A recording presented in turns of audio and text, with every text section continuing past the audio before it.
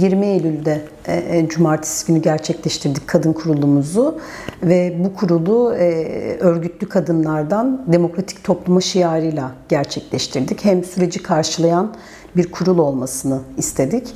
Hem de gerçekten kadınların bu süreçte her zaman olduğu gibi öncü rolünü ifade etmek istedik.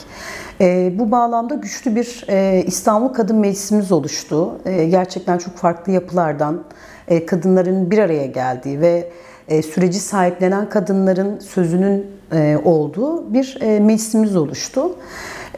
Bu süreçle birlikte tabii kadınlar adına birçok sorun boyutu var ve kurulda bütün boyutları değerlendirdik. Kadın cinayetleri ve erkek egemen adaletin bu cinayetler boyutunda failleri koruyor olmasıydı ilk konularımızdan bir tanesi.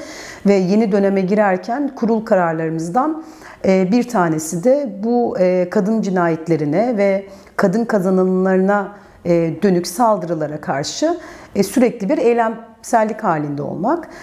Bu noktada aldığımız kararla birlikte mahalle mahalle kadın çalışmalarını yapmak gibi bir planımız var ve bu çalışmaları aslında kadın ekseninde birçok boyutta planladık. Aldığımız kararlardan bir tanesi bu sürecin kadınsız olmayacağına dair bir karardı.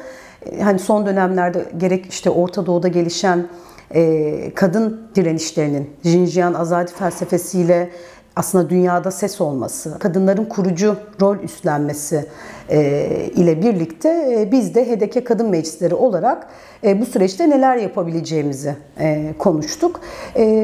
Bu noktada kadının özne olması, en eski zamanlardan bugüne kadar doğa içerisinde örgütleyen, ören olması itibariyle süreçte bir sözümüz olsun istedik. Bu bağlamda da aslında toplumun farklı kesimlerinden, farklı meslek gruplarından kadınların bir araya geldiği bir Kadınlar Barışı Konuşuyor paneli yapmak gibi bir fikrimiz ve hedefimiz var.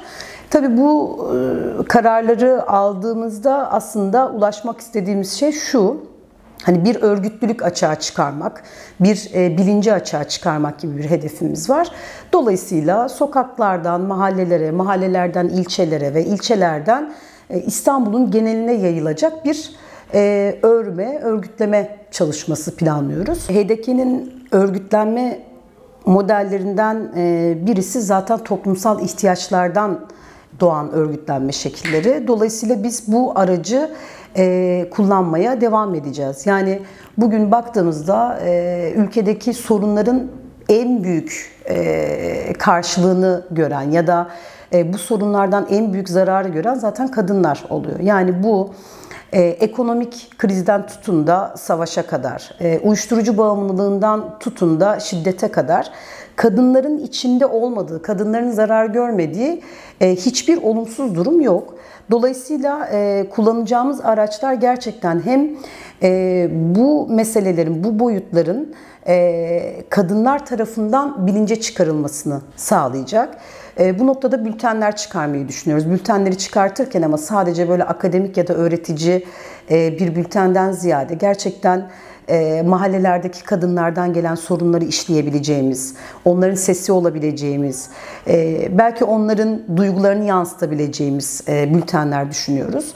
Bu bültenler hem bir kadından başka bir kadına aktarımın kolaylaşmasını sağlayacak, bir bilinçlenme ortaya çıkaracak, hem de aslında örgütlenme çalışmasının daha kalıcı hale gelmesini sağlayacak. Bunun dışında elbette atölyelerimiz, kadın dayanışma evlerimiz, şu an halihazırda ikinci bölgede devam ettirdiğimiz bir kent meclisimiz ve kadın dayanışması çalışmamız var.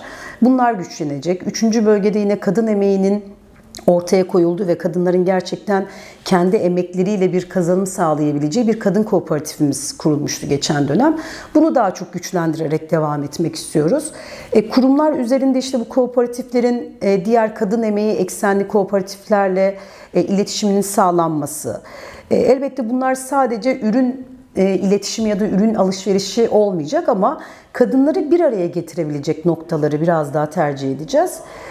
Bu araçlarla tüm kadın arkadaşlara ulaşmayı hedefliyoruz.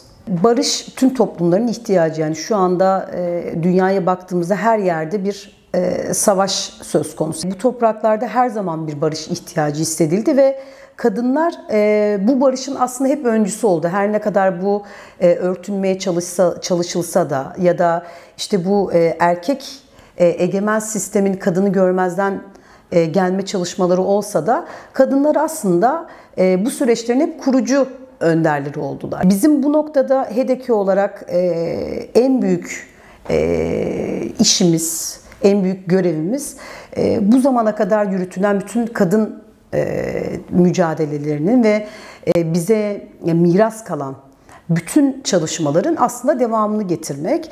Buradan aldığımız görev ve sorumlulukla barış sürecini daha geniş kitlelere yayma gibi bir görevimiz var aslında. Yani bu sadece belirli bir kitlenin içinde ya da belirli bir topluluk içerisinde konuşulmaması gereken bir konu. Dolayısıyla bunu her kadın tartışabilmeli.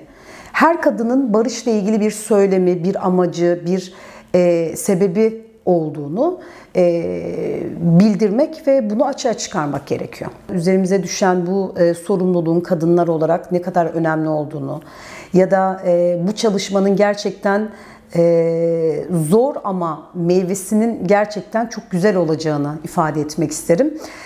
Ne kadar bu çalışmayı yayabilirsek, kadın meclisini ne kadar örgütleyebilirsek, mahalle mahalle, sokak sokak ne kadar çalışma yürütebilirsek bu süreci de o kadar örebileceğimizi ve örgütleyeceğimizi düşünüyoruz.